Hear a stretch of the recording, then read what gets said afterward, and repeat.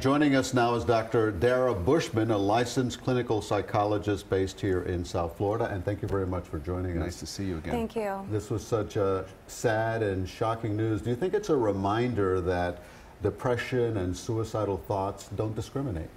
Completely. They do not discriminate. And first, let me say, the word suicide in itself is the worst word in our entire language. It is horrible, just the word itself.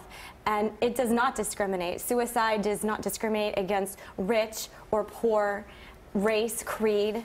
It affects everybody and all of us. And what has happened has affected each of us because we all know somebody struggling or suffering with depression or mental illness, and people who have taken their own lives.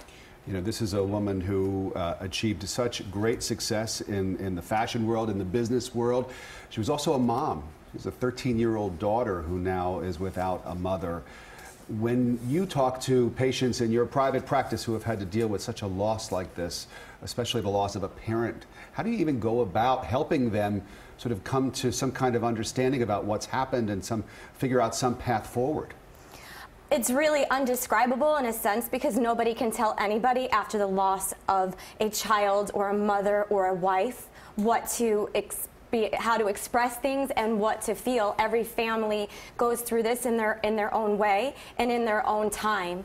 And so that is first and foremost to explain to people, because people think they're supposed to do it in a certain way, and the only way is their way. And what about people who are you know, struggling with mental illness and depression? You know, if someone's in your family, a lot of people aren't really public about it, but family members usually can see the signs. And what should they be doing to help people, you know, in order to prevent an eventual suicide?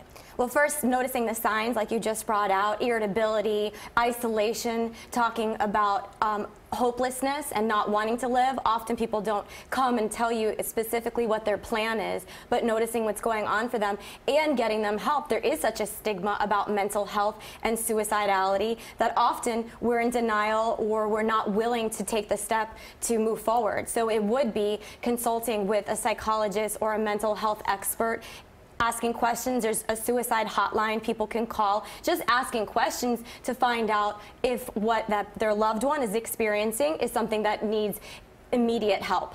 But what could be the possible reasons? Of course, we don't know what happened here. What could be the possible reasons that somebody with the resources, that someone like Kate Spade, we saw it with Robin Williams, who have the money, the resources to reach out to get help, why in many cases they don't get help?